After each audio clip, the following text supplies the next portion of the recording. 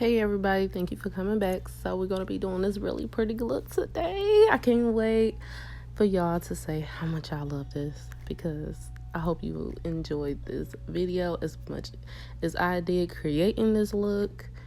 So here we go.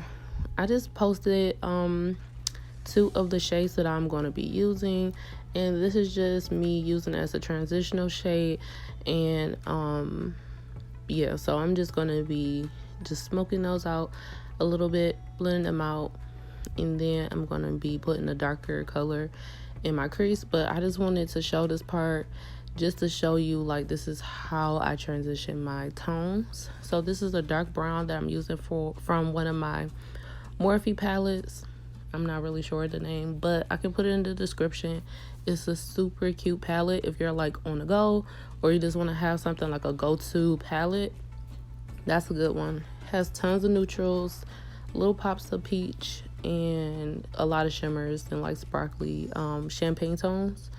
So yeah, I'm putting this dark brown in my crease, and I'm just gonna deepen my crease just a little bit. I was going for really nude, and I don't know, every single time I try to go with something simple, it ends up turning into like a dramatic look. So yeah, I was just gonna go for an everyday look, but end up turning to something different. But I'm going to cut my crease with, of course, my e.l.f. camo concealer in a shade that does not match my skin tone, but I use it for my cut crease. Love it so much, and it really does kind of like stay in place. So, and it has good coverage. I think I mentioned that in my last video. So yeah, this is my go-to for a minute till I find something else that I end up going to love for my cut creases. But this is what I probably will be using in every video of my cut creases. So yeah, so at this point I'm like trying to create a shape, and I end up deciding, like, right here I'm gonna do a wing, and I'm doing a very dramatic long wing. And you know, I don't do these too often, but it came out cute, really nice. And I'm just gonna try to perfect that wing, and I'm going to speed up the video because it is gonna take some time to kind of create that shape.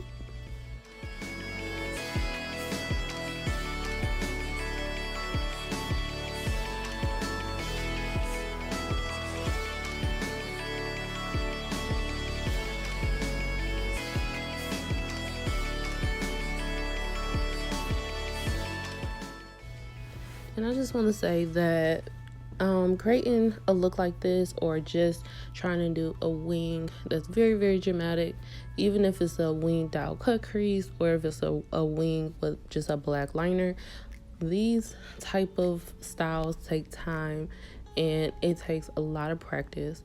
Like, I'm still not perfect at it, so I just want to give you this message in my videos. And I always try to help anyone that needs help, because I remember when I started, it was very hard for me, very hard, but I'll just keep trying and keep practicing, and I'm still not completely perfect with it, but I don't give up. I keep trying with these looks, and if I have to start over, I'll start over until I'm so tired.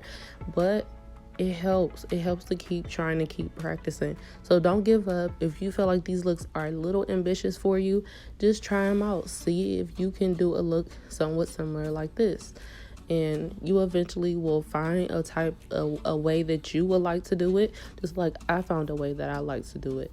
And there's no perfect way to do makeup, so don't like get discouraged when it comes to these type of looks. And I have to remind myself that also.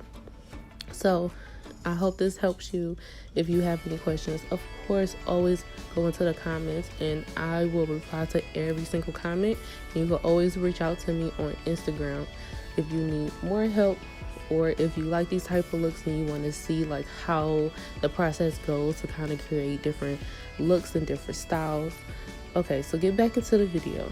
So at this point I picked out a white eyeshadow.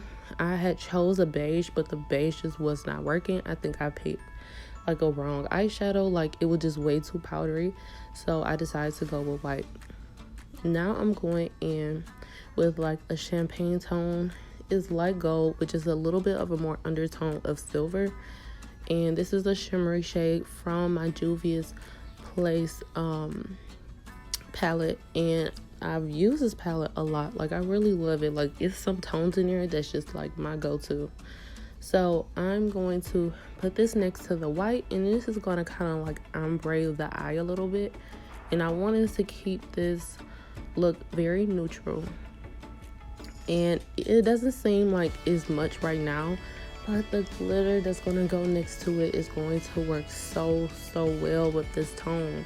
And I really don't go for champagne tones too often. I always go with gold, and I always forget how nice those champagne kind of silvery undertones really do look.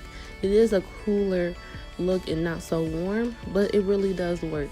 And you can see right next to the white that is blended in so nicely, and it's more of like I would say a more neutral type of eye, but it worked out perfectly. So we're going to go in with my NYX glitter glue, and I'm going to put that down first.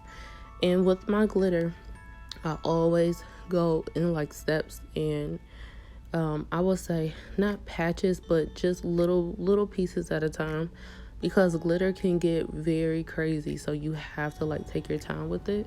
So I'm going to end up speeding this up just because it takes time, and it took me way longer than this video to do it. So at this point, I'm just taking a little bit of glue, a little bit of glitter, and you can use whatever glitter you decide, your tones. And this glitter is, like I said, it is chunky, but it has silver and bronze, and I thought this would give it a little more dimension, and it did. Like, it really like made it pop a little bit more. So because this glitter, the chunkier glitter, has a little bit of a more bronzy tone, I'm putting like a bronzy shimmery eyeshadow right next to it.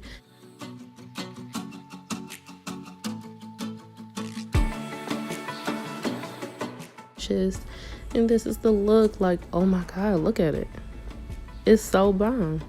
It came out so nice. So anyways, thank you for watching. Please subscribe and check me out on Instagram at @millionbeautifulviews.